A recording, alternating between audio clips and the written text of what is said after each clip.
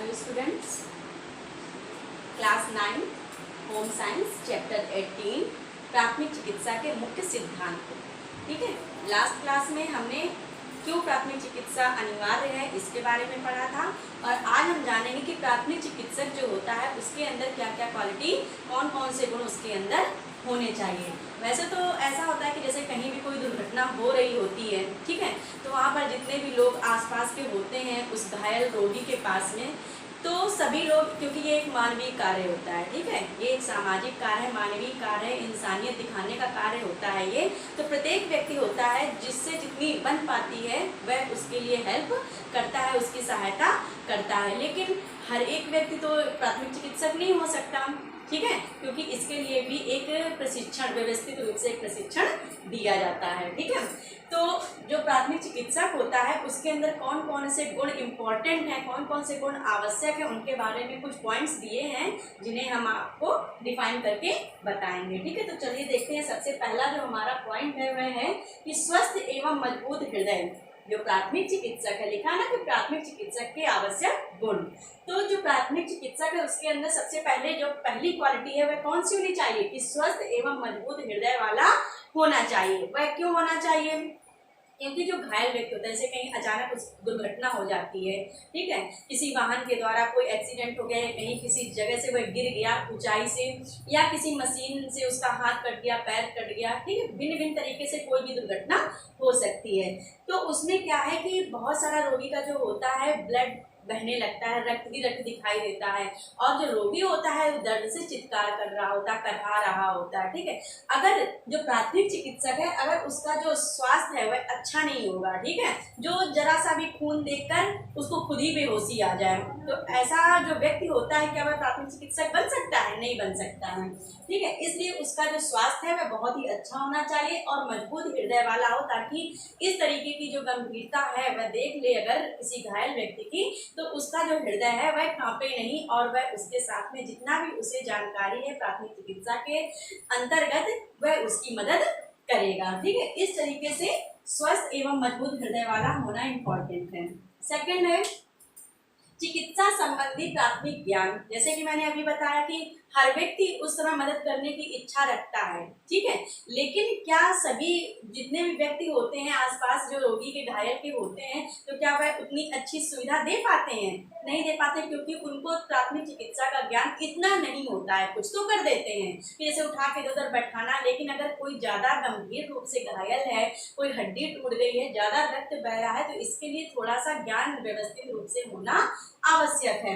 इसलिए जो चिकित्सक है, प्राथमिक चिकित्सक है, उसका प्राथमिक ज्ञान उसके अंदर होना चाहिए इस प्राथमिक चिकित्सा के लिए, क्योंकि रोगी को अगर हड्डी टूट गई तो उसे किस तरीके से बैठाना चाहिए, ठीक है, रोगी का अगर ब्लड बह रहा है तो उसको किस तरीके से रोकना, ये हर एक व्यक्ति को नहीं आता है। तो रोगी का ब्लड हम किस तरीके से रोक सकते हैं, अगर वह बेहोश है तो उसको कैसे हम जल्दी से जल्दी होश में ला सकते हैं, और उसके अंदर इतनी सारी क्वालिटियां होती, इतनी जानकारियां, उसको प्राथमिक चिकित्सा जब उसको प्रशिक्षण दिया जाता है तो उसको बता दिया जाता है कि वह किसी भी कार्य को करने से घबराता नहीं है और ज्यादा से ज्यादा आगे किस तरीके से रोगी को हेल्प कर सके, उसकी जल्दी से जल्दी सहायता हो सके, उसकी कितनी अच्छे से ट्रीटमेंट स्टार्ट हो जाए, यह सारी चीजें उसके दिमाग में चलती रहती है। ये प्रशिक्षण उस चिकित्सक को दिया जाता है। ठीक है, इस तरीके से आपका ये सेकंड है पॉइंट क्लियर कि चिकित्सा संबंधी प्राथमिक ज्ञान होना बहुत ही अनिवार्य होता है। कुछ व्यक्ति होते हैं जिनको ज्ञान नहीं है, यदि तो क्या करते हैं, वह ऐसा अगर हाथ से जैसे फ्रैक्चर आ गया, ठीक है, किसी रोगी की हड्डी टूट गई है, अब उसको नहीं पता है, जो एक साधारण व्यक्ति है उसको अगर नहीं पता है इस प्राथमिक चिकित्सा के बारे में, कुछ भी नॉलेज जरा सी भी नहीं है, तो हो सकता है वह इस तरीके से उस रोगी को उठाए कि उसके वहां पर और ज्यादा दर्द हो, वह और कराने लगे, या खून बह रहा है उसको अच्छे से नहीं बांध पा रहा है, तो कुछ भी उल्टा सीधा भी रोगी के घायल के साथ में हो सकता है। इसलिए थोड़ा सा अगर उसको ज्ञान होगा, कुछ प्रशिक्षण थोड़ा सा प्राप्त होगा, तो वह उस कार्य को अच्छे से ढंग से कर पाएगा। नंबर थर्ड पॉइंट है दूरदर्शिता। ठीक है, दूरदर्शिता अगर कोई भी चिकित्सक है, अगर उसको दूरदर्शिता का ज्ञान है तो वह भाप सकता है, रोगी की कंडीशन को देखकर वह भाप सकता है कि इस रोगी के साथ में वह इतना अनुमान लगा लेता है कि इस रोगी की जो कंडीशन है उसके लिए क्या उचित कार्य करने चाहिए। ठीक है, तो वह इस रोगी की कंडीशन को देखकर अच्छे से भाप सकता है। तो उसके अंदर ये क्वालिटी भी होनी अनिवार्य है कि उसको दूरदर्शिता, उसके अंदर दूरदर्शी का जो गुण है ये होना चाहिए, जिससे वह रोगी के जो कंडीशन है उसको देखकर वो अनुमान लगा ले कि वह कितनी गंभीर समस्या उसके साथ में होने वाली है, ताकि उसके साथ में वैसा ही उसके साथ आवश्यक कार्य वह करे। 4 नंबर है साधन संपन्नता। ये भी इम्पोर्टेंट है। प्राथमिक चिकित्सक को चलिए नॉलेज है, हमने मान लिया उसको चिकित्सा प्रशिक्षण है तो उसको नॉलेज है, लेकिन अगर उसके पास में कुछ प्राथमिक जो चीजें उपचार में जो हमें जरूरत पड़ती हैं चीजें, जिनको अभी आगे आपको बताया जाएगा और पिछली क्लासों में भी आप लोगों ने पढ़ा होगा कि कुछ जो साधन होते हैं, जैसे कि उपचार के समय कुछ मेडिसिन की जरूरत होती है, पट्टी हो गई, ठीक है, ड्रेसिंग के लिए कॉटन हो गया, कैंची, डिटॉल वगैरह, जो भी ये सारी चीजें होती हैं आपने लास्ट क्लासों में पढ़ी ये सारी चीजें। तो उस समय क्या होता है कि ये साधन अगर उसके पास में नहीं उपलब्ध है तो क्या वह अच्छे से प्राथमिक चिकित्सा कर पाएगा रोगी की? नहीं कर पाएगा। इसलिए उसके पास में इन साधनों का होना भी अनिवार्य है। अगर ये नहीं होगा तो वह अच्छे से रोगी की या घायल व्यक्ति का उपचार प्राथमिक चिकित्सा के द्वारा नहीं कर पाएगा। 5 नंबर है चतुरता एवं दक्षता। उसके अंदर चतुरता भी होनी चाहिए और दक्षता भी होनी चाहिए। चतुरता और दक्षता होने से उसको रोगी के साथ में वह इतना अच्छा व्यवहार करेगा, क्योंकि जो चतुर व्यक्ति होता है वह स्थिति को गंभीरता से समझ लेता है। ठीक है, जब स्थिति को गंभीरता से समझ लेगा तो वह क्या करेगा कि वह वही कार्य सबसे पहले करता है जो उसे जरूरी होता है, और वह वही कार्य सबसे पहले करने की इच्छा रखता है। क्योंकि जो रोगी व्यक्ति अगर वह चतुर है, ठीक है, उसके अंदर दक्षता है, ठीक है, वह क्या होता है, जो चतुर व्यक्ति होता है वह उस समय की सिचुएशन को अच्छे से समझ लेता है। जब वह समझ लेगा तो उसी हिसाब से वह पहला कार्य करेगा कि रोगी के साथ में सबसे पहले हम क्या कार्य करें, रोगी के साथ में सबसे पहले उसको क्या जरूरी है, हम पहले वह कार्य करें। इसके लिए उसको चतुरता का भी ज्ञान होना चाहिए। दक्षता, जैसे रोगी के अंदर जो रोगी है या घायल है उसको किस तरीके से उठाना है, बैठाना है, इस चीज की दक्षता भी उसके अंदर प्राथमिक चिकित्सक के अंदर होनी चाहिए। क्योंकि अगर चतुरता नहीं होगी, उसके अंदर दक्षता नहीं होगी तो वह रोगी के साथ में कैसा व्यवहार करे यह वह नहीं समझ पाएगा, और रोगी दर्द से करहा रहा है, ठीक है, और उसको किस तरीके से सांत्वना देनी है, ये सारी चीजें उसके अंदर होती हैं। ये चतुरता और दक्षता उसके अंदर बहुत ही जरूरी है एक प्राथमिक चिकित्सक के अंदर, ये क्वालिटी होनी चाहिए। विवेकशीलता, विवेकशीलता का अर्थ यहाँ पर ये आता है कि कोई भी जो प्राथमिक चिकित्सक है उसके अंदर विवेकशीलता का ज्ञान क्यों होना चाहिए।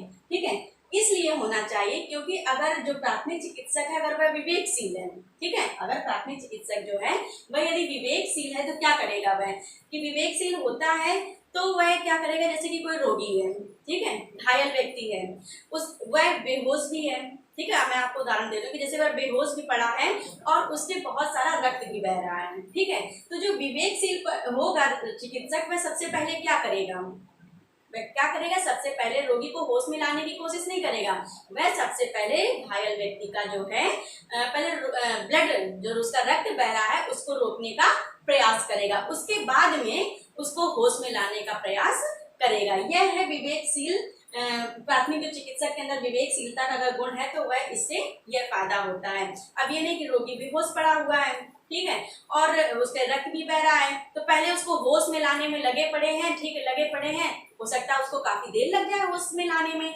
लेकिन जो उसका ब्लड है वह लगातार निरंतर बहता जा रहा है, तो इससे क्या होगा, रोगी का ब्लड जो है वह बह रहा है तो और उसके अंदर वीकनेस आएगी, ब्लड की कमी आ जाएगी और जो उसका रोग है वह और ज्यादा गहराई से बढ़ता जाएगा। इसलिए उसके अंदर विवेकशीलता का जो गुण है ये भी होना बहुत ही जरूरी है, ताकि वह सबसे पहले क्या करना है उसका निर्णय वह स्वयं ले सके और अपनी विवेक और बुद्धि के द्वारा वह अगले का जो कार्य है वह आगे आगे बढ़ाता जाए स्टेप बाय स्टेप।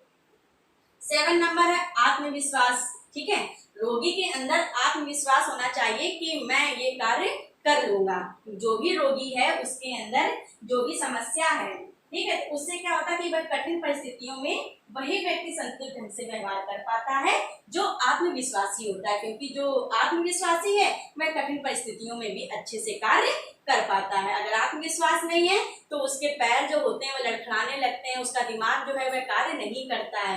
लेकिन अगर प्राथमिक चिकित्सक के अंदर आत्मविश्वास है तो वह कठिन परिस्थितियों में भी कोई भी समस्या का समाधान निकाल सकता है, इसलिए उसको आत्मविश्वासी होना बहुत ही जरूरी है।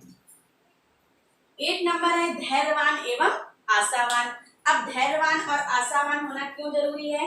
क्योंकि जो इसके अतिरिक्त प्राथमिक चिकित्सक होते हैं उनके अंदर यह गुण होना बहुत ही जरूरी है, क्योंकि चिकित्सक जो होता है वह निराश हो जाता है। ठीक है, अगर चिकित्सक निराश हो जाएगा तो रोगी की स्थिति और भी खराब हो जाती है। इसलिए चिकित्सक को क्या है कि बहुत ही धैर्यवान और आशावान होना चाहिए।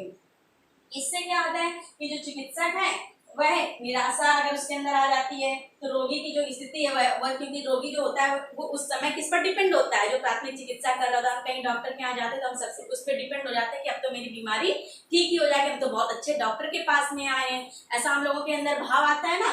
तो वैसे ही अगर प्राथमिक चिकित्सक के अंदर धैर्यवान या आशावान यानी कि उसके अंदर धैर्य नहीं है, उसके अंदर आशा नहीं है, तो वह जो रोगी घायल होगा वह सोचेगा कि पता नहीं ये कैसा है, मेरे साथ में क्या करे या मेरी समस्याएं और बढ़ा दे। इसलिए उसके अंदर धैर्य होना चाहिए, क्योंकि रोगी के अंदर उसको चोट लगी, उसका ब्लड बह रहा है, ठीक है, उसको तो दर्द हो रहा है, वह चित्कार कर रहा है, तो उसको अगर धैर्य नहीं होगा वह भी कहेगा ठीक है लेटे रहो, यहाँ पड़े हो वहां पड़े रहने दो, तुम्हारा ब्लड बह रहा है बहने दो। तो उसको धैर्य होना चाहिए। रोगी हो सकता है कुछ गुस्से में आकर दर्द की वजह से कुछ अपशब्द भी बोल दे, गुस्से में हाथ पैर भी चला दे, ठीक है, तो उसके अंदर ये धैर्य होना चाहिए प्राथमिक चिकित्सक के अंदर कि हमें समझना चाहिए कि वह एक रोगी है और वह कितने दर्द में है। ठीक है, तो इसलिए उसे उसके अंदर धैर्य और आशावान का मतलब है कि उसको आशा होनी चाहिए कि जो रोगी है उसका जो रोग है, घायल है, ठीक है, उसका जो इलाज होगा वह बहुत ही अच्छे तरीके से किया जाएगा, तो वह सही हो जाएगा, उसका उपचार अच्छे ढंग से किया जाएगा। समय पे उसको उपचार अगर हम दिलाते हैं तो वह स्वाभाविक रूप से ठीक हो जाएगा। तो ये क्वालिटी भी उसके अंदर होनी चाहिए। 9th नंबर पे आता है सहानुभूति में। ठीक है, कोई भी रोगी होता है या किसी के यहाँ कोई ट्रेजेडी हो जाती है तो हम लोग जाते हैं, मिलने जाते हैं कि नहीं जाते हैं? क्या देने जाते हैं? एक सहानुभूति देने जाते हैं। कोई बीमार होता है हम उससे मिलने उसके घर जाते हैं, हॉस्टल जाते हैं, तो क्या हम देने जाते हैं? कुछ देने तो नहीं जाते हैं, सिर्फ हम क्या करते हैं, एक सहानुभूति उसके सामने प्रकट करते हैं, जिससे क्या होता है कि वह जो रोगी घायल व्यक्ति होता है वह बहुत अच्छा महसूस करता है। ठीक है, उससे क्या होता है जब पॉजिटिविटी मिलती है तो जो रोगी है वह बहुत अच्छा फील करने लगता है। इसलिए सहानुभूति, जब वह रोगी होता है तो उसको सहानुभूति की भी आवश्यकता पड़ती है, इसलिए प्राथमिक चिकित्सक के अंदर सहानुभूति का भी गुण होना चाहिए। वह सहानुभूति दे उस रोगी या घायल व्यक्ति को कि आप ठीक हो जाएंगे, बिल्कुल परेशान ना हो। ठीक है, इस तरीके से 9 नंबर कंप्लीट होता है। अब 10 नंबर पर आता है स्पष्ट वक्ता। स्पष्ट वक्ता क्यों होना चाहिए? क्योंकि जो रोगी है पता नहीं किस जगह पर एक्सीडेंट हुआ है, उसके साथ में कौन सा हादसा किस जगह हुआ है, अगर प्राथमिक चिकित्सक को उस स्थान की स्थानीय भाषा नहीं पता है, ठीक है, स्पष्ट वक्ता का मतलब है कि स्थानीय भाषा का ज्ञान होना चाहिए, स्थानीय भाषा का ज्ञान। ठीक है, अगर उस चिकित्सक को स्थानीय भाषा का ज्ञान नहीं होता है तो क्या होगा, क्या वह रोगी की बात को समझ पाएगा? रोगी क्या बता रहा है, उसे कहाँ दर्द हो रहा है, उसे कहाँ तकलीफ है, कहाँ हड्डी टूटी है या क्या प्रॉब्लम हो रही है, तो वो रोगी अगर कुछ बताएगा तो चिकित्सक नहीं समझ पाएगा। इसलिए चिकित्सक के अंदर स्पष्ट वक्ता का भी गुण होना चाहिए, यानी कि स्थानीय भाषा का उसको ज्ञान होना चाहिए। अगर वह उसके अंदर स्थानीय भाषा नहीं आएगी उसको उस जगह की, तो वह रोगी से कुछ भी पूछेगा तो रोगी का जो आंसर है वह नहीं समझ पाएगा, उसे कहाँ प्रॉब्लम है कहाँ नहीं प्रॉब्लम है, ठीक है, तो वह नहीं समझ पाएगा और ना ही उसे अच्छे ढंग से कोई उपचार दे पाएगा। इसलिए बच्चों आपने समझा कि ये अगर 10 पॉइंट्स जो यहाँ पर इम्पोर्टेंट वाले जो 10 पॉइंट्स है आपको एक प्राथमिक चिकित्सक के गुण के द्वारा बताए गए हैं, इन गुणों का होना एक प्राथमिक चिकित्सक के अंदर बहुत ही अनिवार्य है। ठीक है, आई होप आपको ये कॉन्सेप्ट क्लियर हुआ होगा और इसे आप लर्न करिए, क्योंकि ये हर एक एग्जाम में आता है। जितने भी एग्जाम होते हैं वो किसी ना किसी क्वेश्चन में, ठीक है, किसी ना किसी अंश में दिया ही जाता है, इसलिए आपको इसे बहुत अच्छे से याद करना है। Thank you.